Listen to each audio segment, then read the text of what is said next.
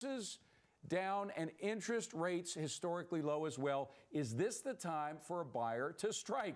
Barry Habib is CEO of Mortgage Market Guide. He joins us in studio.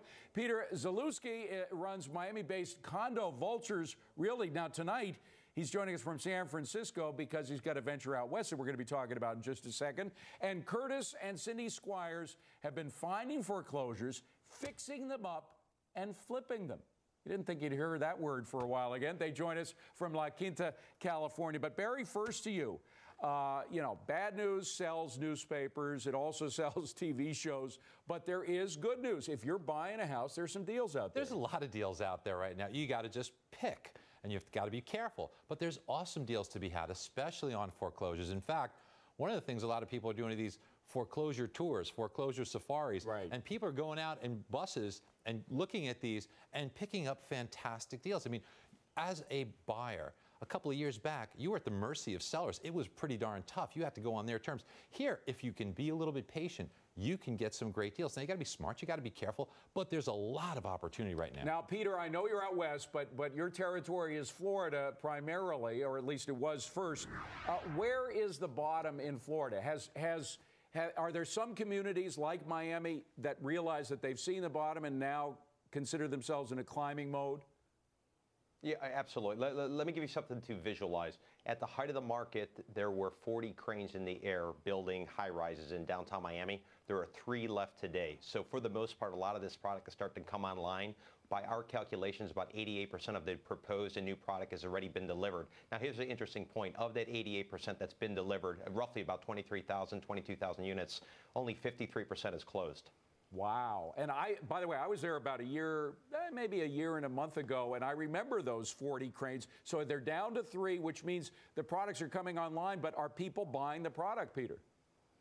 Well, the product that people are buying is, if they bought new construction, they typically had a 20% deposit down. Right. The typical price was $400,000 to $500,000. So that's $80,000 to $100,000 that's pretty tough to walk away from. The real people who are purchasing today are the ones going after the 12,000 bank-owned properties that came online in the first half of 2008. Now, consider 12,000 bank-owned properties have come online where these properties have gone through foreclosure, they've gone through the auction, the bank is now in possession and dumping. There's another 38,000 that have moved into foreclosure in the first half of the year. So we're talking about 50,000 properties, theoretically, that can be had at a significant discount, in addition to the 23,000 new units that are being delivered in downtown Miami. All right. Well, Kurtis and Cindy Squyres, you guys are using the F word. And I don't mean the 4-letter F word. I'm talking about flipping. You guys are actually considering and doing flips, which I thought were practically illegal at this point. Cindy, how do you do it? We've been doing it full time for 12 years now.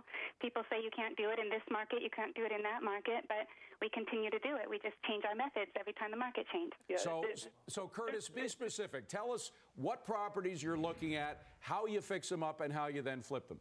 Well, first, I really quick want to say that there's a huge, huge misconception about the legality of flipping, and what everybody is thinking about is organized crime, where they literally get together with a lender and an appraiser, and they artificially inflate the value of the house and then sell it, which is, very illegal.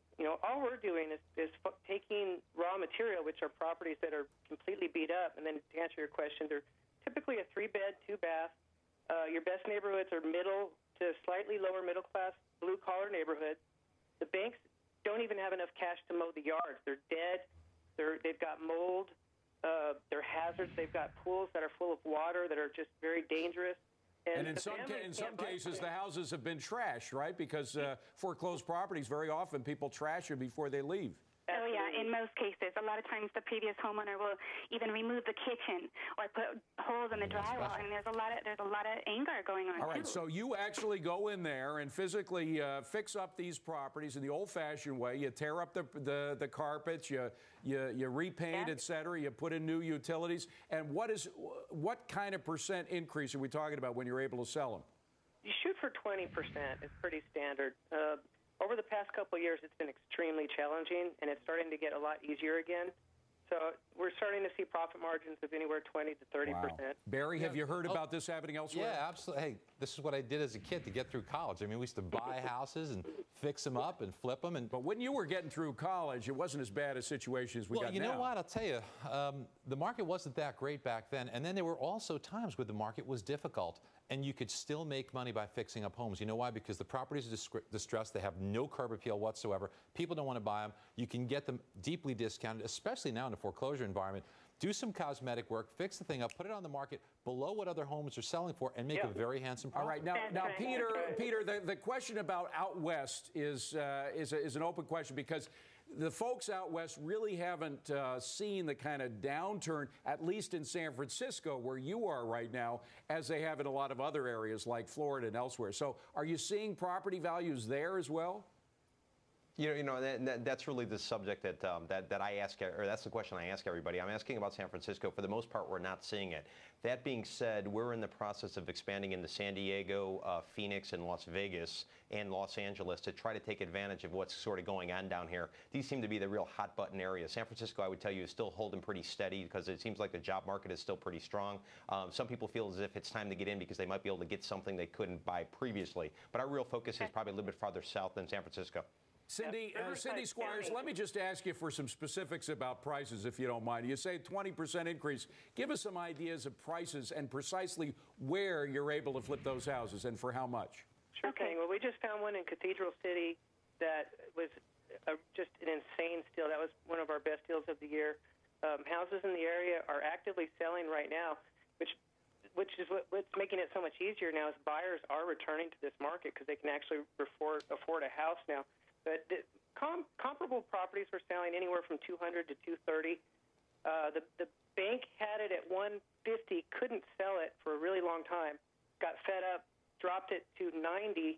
Wow. We offered $75, and they were just sick of it, and they said, take it. And this is a house that's not even in that bad of condition. It was built in 1986. It's got a tile roof and a 2-car garage, 3 bedrooms. It's not a bad property.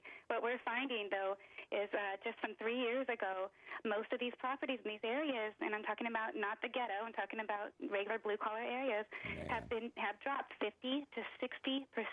Unbelievable. But $75,000 for 3 bedrooms and 2 baths quickly, very quickly. Remember the words of the recently late Sir John Templeton: you want to buy it when nobody else wants it. Probably one of the best times to buy. Barry Habib, Kurtis and Cindy Squyres, Peter Zalewski, thank you, gang. Coming up on deck, heirs to the family business, but sometimes turns into a bad air day. Power rankings next.